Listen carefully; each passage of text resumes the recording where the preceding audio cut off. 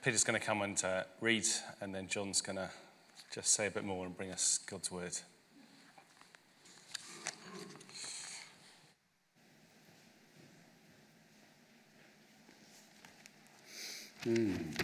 If you have a Bible, would you like to turn to Matthew chapter 16? And we're going to begin at verse 1 to verse 4, and then verse 13 to 23. So beginning to read Matthew 16 from verse 1. The Pharisees and Sadducees came to Jesus and tested him by asking him to show them a sign from heaven. He replied, "When evening comes, you say it will be fair weather, for the sky is red. And in the morning, today it will be stormy, for the sky is red and overcast. You know how to interpret the appearance of the sky, but you cannot interpret the signs of the times. A wicked and adulterous generation looks for a miraculous sign, but none will be given it except the sign of Jonah." Then Jesus left them and went away. Verse 13. When Jesus came to the region of Caesarea Philippi, he asked his disciples, "Whom do people say the Son of Man is?" They replied, "Some say John the Baptist, others say Elijah, and still others Jeremiah or one of the prophets." "But what about you?" he asked. "Who do you say I am?" Simon Peter answered, "You are the Christ, the Son of the living God." Jesus replied, "Blessed are you, Simon, son of Jonah, for this was not revealed to you by man, but by my Father in heaven. And I tell you that you are Peter, and on this rock I will build my church, and the gates of Hades will not overcome it. I will give you the keys of the kingdom of heaven. Whatever you bind on earth will be bound in heaven, and whatever you loose on earth will be loosed in heaven." Then he warned his disciples not to tell anyone that he was the Christ. From that time on, Jesus began to explain to his disciples that he must go to Jerusalem and suffer many things at the hands of the elders, chief priests, and teachers of the law, and that he must be killed, on the third day be raised to life. Peter took him aside and began to rebuke him. "Never, Lord," he said, "this shall never happen to you." Jesus turned to Peter and said, "Get behind me, Satan. You are a stumbling block to me. You do not have in mind the things of God, but the things of men." This is the word of the Lord.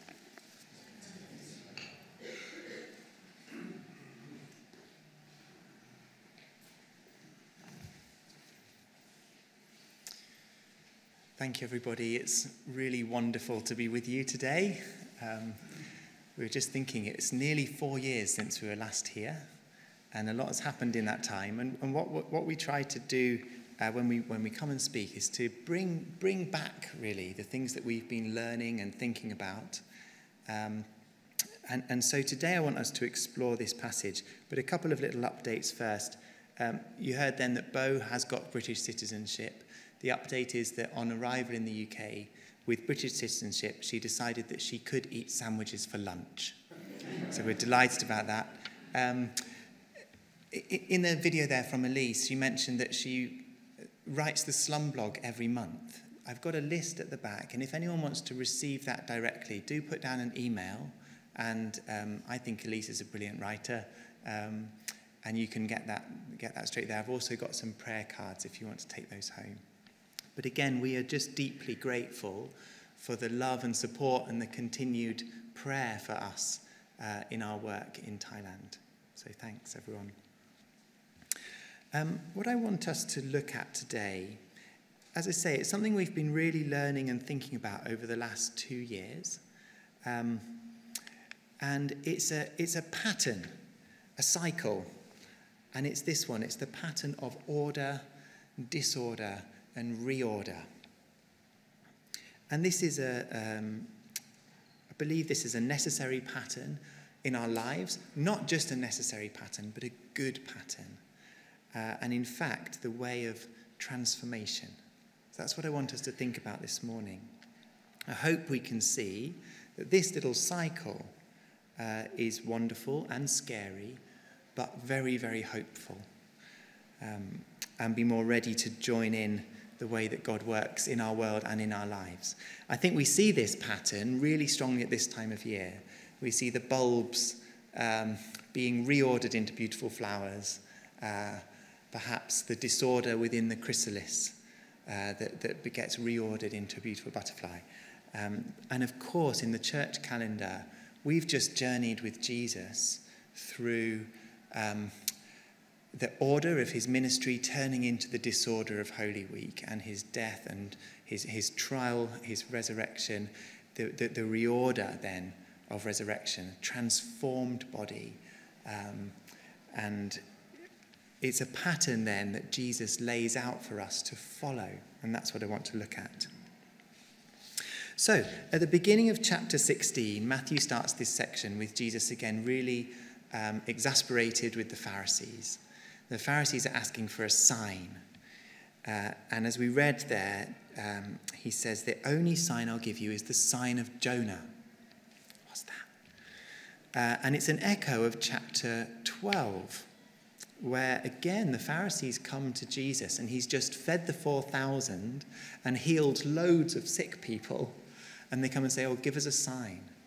And he says the same thing there. He says, a wicked and adulterous generation asks for a sign, but none will be given it except the sign of the prophet Jonah. And he goes on to explain, for as Jonah was 3 days and 3 nights in the belly of a huge fish, so the Son of Man will be 3 days and 3 nights in the heart of the earth. So twice then, in the Gospel of Matthew, Jesus lifts up this sign, the sign of Jonah. He does loads of signs. He feeds crowds. He heals people. He walks on water. He does signs. He does the miraculous catch of fish. There's all of these signs. And when people ask for a sign, he says, I'm not going to give you any, except this. So there's something special about the sign of Jonah, which makes me go, oh, I wish I knew what the sign of Jonah was. What is this? What is this? What's he going on about? And starting in chapter 12 here, he explains he's equating himself and what's about to happen to him with Jonah. Jonah's 3 days in the belly of the beast, as it were. Jesus is 3 days in the heart of the earth. Jonah is then vomited onto the beach, saved, born again. Jesus 3 days in the earth, and he's hinting, then resurrected, born again, transformed. So let's have a brief look back at Jonah, and then relate the pattern to Jesus, and then relate the pattern to ourselves. Jonah's experience is a wonderful example of this, of order, disorder, reorder. And I hope we can try and remember some of Jonah. So let's cast our minds back. Jonah starts off perfectly fine, sat at home, comfortable, living his life, worshipping God. But certainly, and we find this out later in the book of Jonah, with some particular views about the Ninevites, about who could be or should be included within the scope of God's love and mercy. Certainly not the Ninevites. And that's Jonah in his order. He thinks he understands life. He thinks he understands how God works and who God includes. And then there's the disorder phase. We know this bit well. He gets called to go to Nineveh and he runs away. and he's on a ship, and there's a storm, and he gets thrown overboard, and he sinks down into what he describes as death. And then he's saved in the belly of the beast for 3 days before being born again, vomited up onto the beach. New life. And he describes it as new life. He says, I went down into death, and then I was given new life. So Jonah and Jesus, you see, they're coming together now. But the reorder that Jonah ends up with after going to Nineveh and preaching the gospel, and God saving the Ninevites and Jonah getting grumpy about it, in the end, he ends up a transformed person. He ends up with a broader view, with a larger life and a broader view of who is in the scope of God's love and mercy. So Jonah goes through this cycle, and his previous order that he thought was fine, he goes through a disorder with God and comes out transformed. His life is reordered into a larger life. So Jesus applies that very pattern to himself. He says, I will give you the sign of Jonah. And what does he do? He faces death, disorder. He's 3 days in the grave, disorder. And he is then resurrected, changed, reordered into a new being. Beautiful. And we just celebrated that, haven't we, at Easter? Celebrated the difference that resurrection makes. So what about us? How does this pattern apply to us? And if Jesus lifts up this sign of Jonah, and he teaches it, and then he shows us what it means by facing death, he's telling us that even in going, if you want the life on the other side, you've got to go through the death in the middle. If you want to be reordered and transformed and grow, you've got to go through the disorder phase, like Jonah, like Jesus. And of course, we're not just, we're Jesus followers, aren't we? We don't just listen to what he taught and believe what he said. We're to do what he did. I think we can forget that sometimes. And as we consider Easter and the death and the resurrection of Jesus, it's not just saying, yes, I believe it. I intellectually assent, yes, he died and was raised. It's not even applying it only once in our lives, saying, I will die and I will be raised. He says, follow me, do this. We can live a pattern of mini deaths and resurrections every day. We can live the way of Jesus, this way of transformation, as we go about our lives. And that's I think, what it means to follow Jesus in this sign of Jonah. And I think it's also the driver for much of the New Testament's teaching. The hope of the resurrection is what gives us the courage to do the things we do, or the idea that we're transformed through suffering enables us to somehow face that suffering. Remember Paul's repeated call to imitate Christ. Or sometimes he says, imitate me as I imitate Christ. But we don't just listen to what Jesus said and believe it. We do what he did as well. So looking at this pattern then, this order, disorder, reorder, let's be honest, all of us hit disorder at some point. And just pause for a moment, just and think for yourself, where are you now? What's going on in life at the moment? Which phase are you in? Or what have you been through? Where have you seen this work in your own life? I think we start off in order as children, and we have our parents and teachers and Sunday school teachers, and we form our idea of the world. And we make a box, and we say, this is how the world works. Perhaps this is how God works, and we have our bit of order.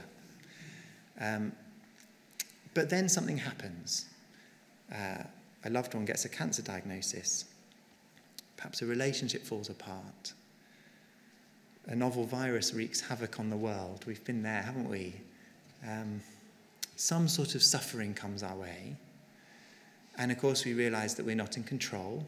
That's what suffering is, realising we're not in control.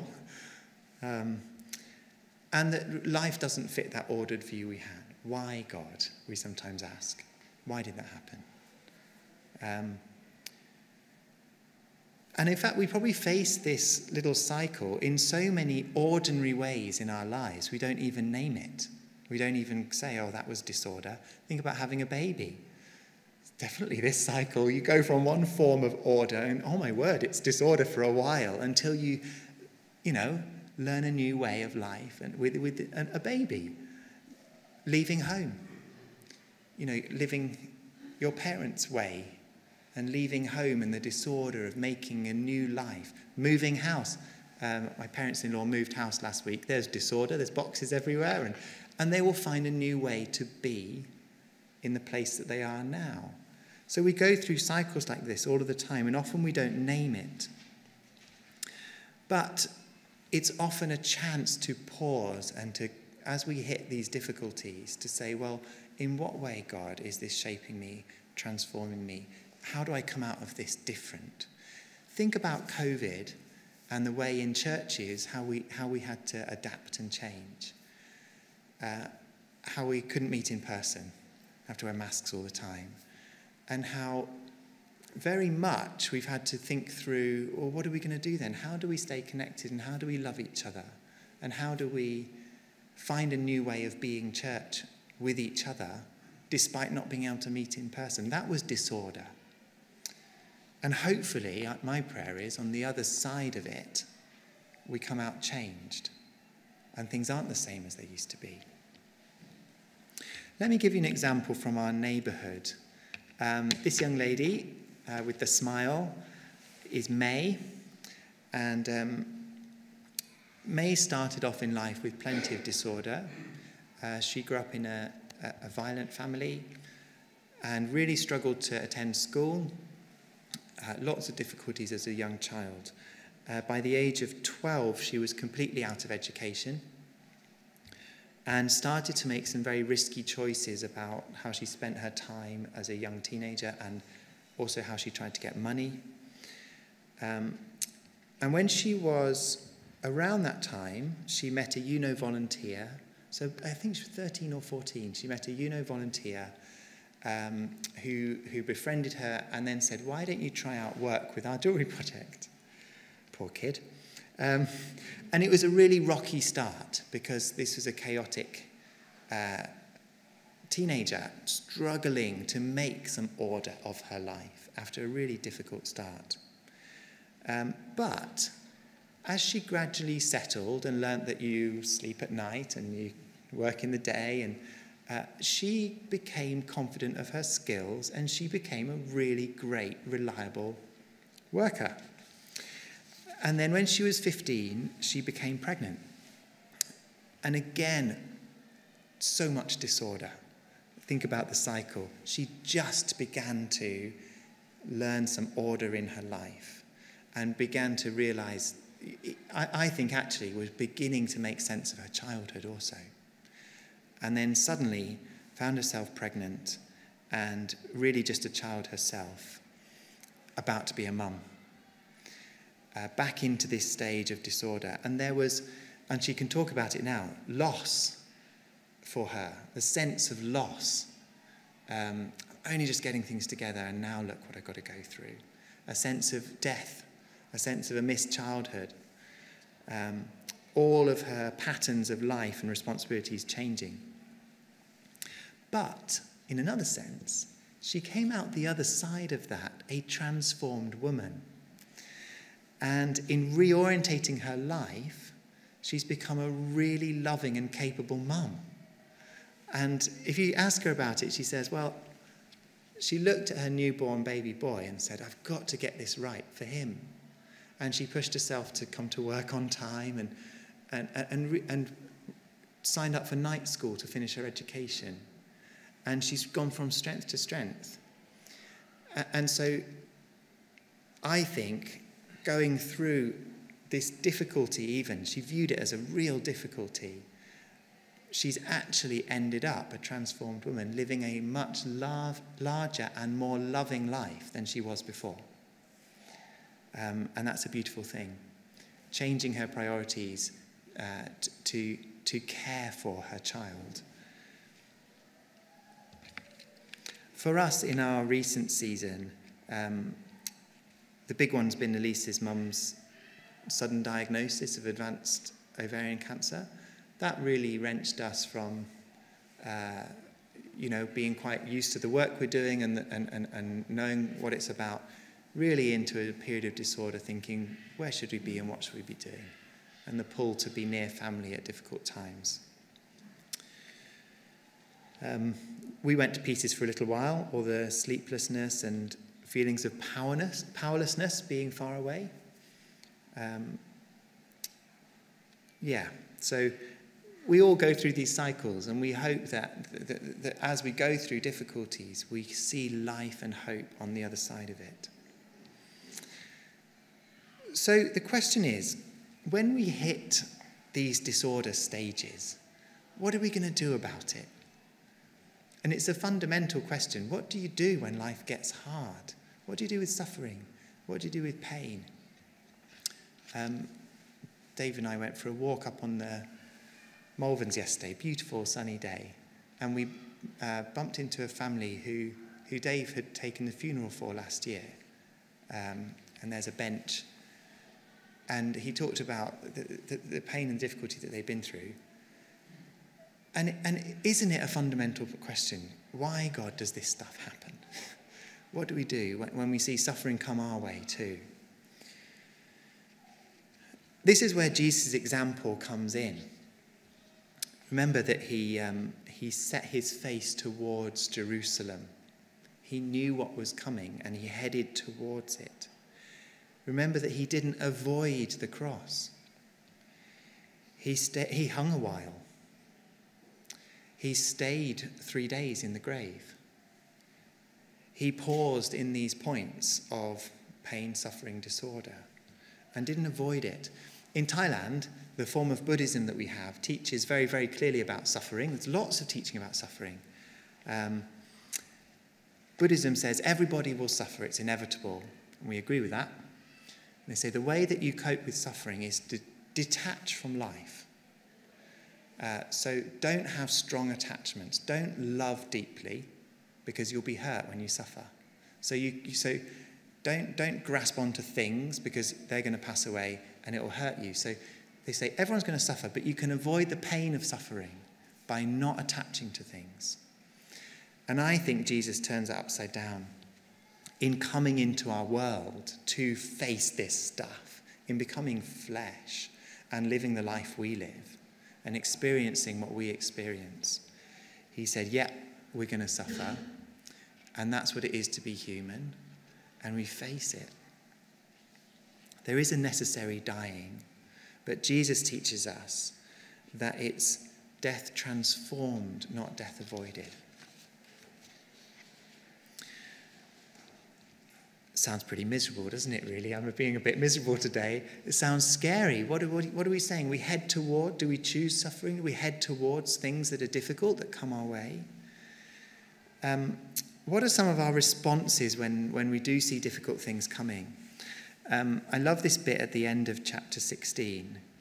A high point, really, where Jesus says, well, who do you say I am? And Peter, there's this light bulb moment, and he says, you're the Christ, you're the Son of God. I've got it. Bing! He's got it. I know what this is about.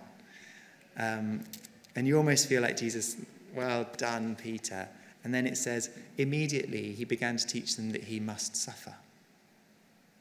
Peter freaks out. Whoa, Jesus. Are you sure? I've only just got this. You're the Messiah. You're the Christ. You can't suffer. Because in Peter's order, in Peter's understanding, his box, the Messiah was to come probably on a white horse with a sword and defeat the Romans and push out the oppressor through violence. He says, you can't die. I've just got who you are. So Peter's order, the disorder that Jesus is talking about, that just doesn't fit. And we see later Peter needs to experience this and he gets transformed. But yes, Jesus turns to Peter and says, you don't get it. And in fact, he says, that is not transformed thinking. He says, your thinking is not along God's way. That's a human way of thinking. When we see disorder coming, in what ways do we find ourselves wanting to run back to order, to grasp control again, to avoid the suffering and to go back to how things were? That was Peter's response. No, Jesus, we're not going there. No, let's go back. That doesn't fit. In what ways do we find ourselves doing that when we see suffering coming? No, I need the control here. I need to go back to how things were. The tragedy is, though, that doing that leaves us untransformed. So imagine Jonah just left alone with his exclusive and judgmental view of who God was or how God worked. Imagine Jesus avoiding the cross. Where would we be then? If we spend our lives wanting to maintain our self-imposed order, we can end up, or we're in danger of ending up, rather small-minded or judgmental or unloving. Perpetual caterpillars, order, disorder, reorder with the caterpillar. We get stuck, never make it to being butterflies. Think about the COVID stuff and how we do church even. Certainly, when we were meeting online and all these sorts of things, I just want to get back to how things were. But possibly there are things that came out of that or will come out of it which change how we relate. Our church, one of our churches in Shrewsbury, for the first time, had a massive church WhatsApp group. And they're now more interconnected and loving each other and finding out about each other's needs and cooking meals for each other and things than they ever were. And that's come out of, we can't meet in person, how are we going to be kept up to date? And something good has come out of it. Again, in what ways do we find ourselves wanting to run back towards order, to avoid suffering, and to grasp for control again? So what should we do? The very next passage in Matthew 16 is Jesus' exhortation to take up your cross and follow me. And taking up our crosses is, in one sense, a surrendering to this disorder, a surrendering to a path which may involve suffering. The acceptance that that might be necessary on our spiritual journey. All, of course, in the hope of the reorder that comes afterwards, the new life, the bigger life, the more loving life, the transformation that comes from going through these things. It's almost like forgiving reality for what it is and stopping fighting all the difficulties and saying, it's okay, I can pause here briefly and allow God to do his transforming work, knowing I'll come out the other side. So I'd say, don't rush back to order. Let's surrender to disorder in the hope of reorder. And remember that our example here, Jesus, our example is you come out the other side more than fine, right? He was raised in power and transformed with power over death. You come out the other side more than fine. We don't have anything to worry about. But it is through death, not death avoided, death transformed. I'll finish with these words that remind us how we follow the pioneer and perfecter of our faith. This is from Hebrews 12. Hebrews 12:2. Let us run with perseverance the race marked out for us, fixing our eyes on Jesus, the pioneer and perfecter of our faith. For the joy set before him, he endured the cross, scorning its shame, and sat down at the right hand of the throne of God. That is to say that knowing that the reorder, the resurrection would come, he could go through the disorder, the cross. And he did. And he's the pioneer. And we're to run the same race. Thank you.